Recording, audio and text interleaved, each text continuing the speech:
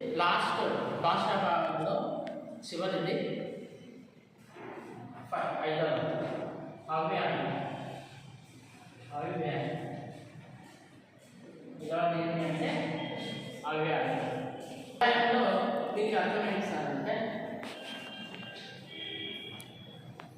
లింగ లింగ వచన వచన లింగ వచన లింగ వచన విభక్తుల చేత విభక్తుల చేత విభక్తుల చేత మార్పు చెందని మార్పు చెందని మార్పు చెందని పదాలను మార్పు చెందని పదాలను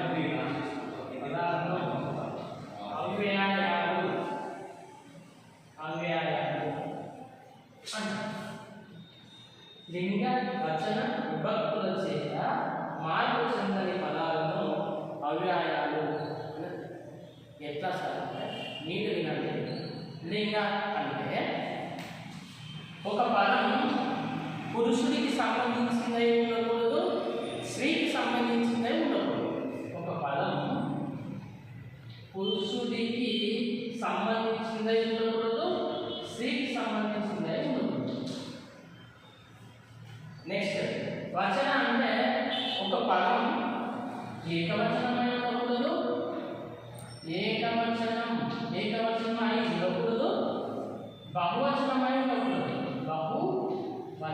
బహువచనమై ఉండకూడదు. ఒక పదం విభక్తులు అంటే మీరు వర్డ్ సంవత్సరంలో చదువుకుంటారు ఫస్ట్ ఇయర్లో. విభక్తులు అంటే ప్రథమ విభక్తి, ద్వితీయ ప్రథమ, ద్వితీయ, తృతీయ, చతుర్థి, పంచమ, షష్ఠి. ఈ భక్తుల చేత మార్పు వచ్చిన అంటే విభక్తులు రాస్తే కనుక ఈ పదాలు అనేది రాకూడదు. అటువంటి పదాలు లింగ వచన విభక్తుల చేత మార్పు చెందని పదాలు మార్పు చెందకూడదు. అటువంటి పదాలని అవ్యయాలు అంటారు. ఉదాహరణకి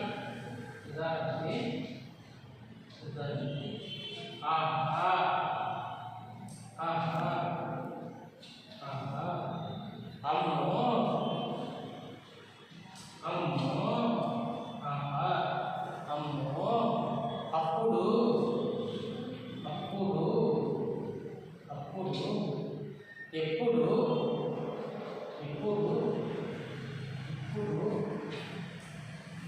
బలి బలి బలి బలి బలి బలి బలి బలి అయ్యో అయ్యో అయ్యో.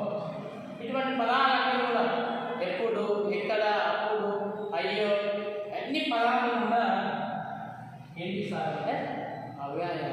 చూడండి, ఆహా అనుమతి, అమ్మో అనుమతి, అప్పుడు అనుమతి, ఎప్పుడు అనుమతి, బలి బలి అనుమతి, అయ్యో అనుమతి, మొదలగు పదాలు.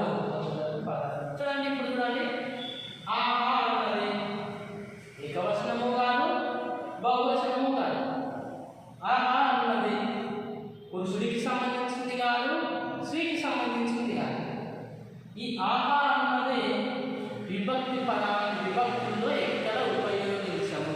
అటువంటి పదాలను అవ్యయాలు అని. ఒక ఎగ్జాంపుల్ రాస్తాను. ఒక ఎగ్జాంపుల్ చూద్దాం. ఉదాహరణకి ఆహా ఏమి రుచి, ఆహా ఏమి రుచి, ఏమి రుచి, అయ్యో అయ్యో అయ్యో పాపం, అయ్యో పాపం, అయ్యో పాపం. ఈ పదాలన్నీ కూడా అవ్యయాలు. ఎగ్జామ్ ఎట్లా అడుగుతాడు అంటే ఆహా ఏమి రుచి అనే వాక్యంలో అవ్యయం ఎక్కడుంది అంటే అవ్యయ పదాన్ని రాయండి అంటే ఆహా అని రాస్తాం. లేదా గీత గీయండి గీత గీస్తాం.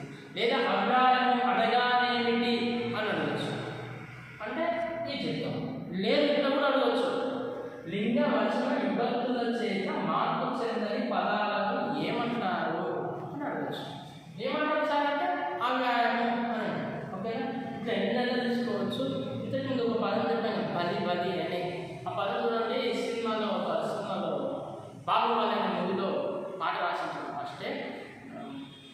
బలి బలి బలి రావాలి సాహో రే బాబు బాలి ఏ ఆరతి పట్టాలే అనే సాగుతుంది చూడండి.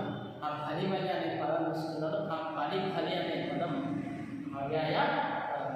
దీంతో దీంతో దీంతో మనకి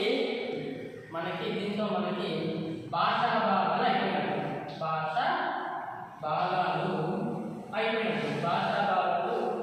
అయిపోయినట్టు. కానీ ఈ భాషా భాగాలకి 5 మార్క్స్. ఎన్ని మార్క్స్? 5 మార్క్స్. 5 మార్క్స్ అడుగుతాడు. ఎట్లా అడుగుతాడు ఎగ్జామ్గా? ఒక టాపిక్ చూద్దాం. రేపటి క్లాస్లో నామవాచకం అంటే ఏంటి, సర్వనామం అంటే ఏంటి, క్రియ అంటే ఏంటి, విశేషణం అంటే ఏంటి, అవ్యయం అంటే ఏంటి అనే విషయం క్వశ్చన్ ఎట్లా అడుగుతాడు అనే విషయం రేపటి క్లాస్ అంటే 5 మార్క్స్ ఖచ్చితంగా వస్తాయి అని అనుకుంటున్నాం. రేపటి క్లాస్లో మనకి భాషా భాగాలు కంప్లీట్ అవుతుంది. దీంతో పాటు నెక్స్ట్ క్లాస్ ఛందస్సు చెప్పుకుందాం. అట్లానే ఛందస్సు పర్ఫెక్ట్గా చెప్పుకుందాం. ఏమంటారు బేసిక్ నుండి చెప్దాం. అందరికీ అర్థమయ్యే విధంగా చెప్తున్నాం. ఓకేనండి. సో నచ్చితే లైక్ చేయండి, షేర్ చేయండి, సబ్స్క్రైబ్ చేయండి. మీకు sir thank you so much.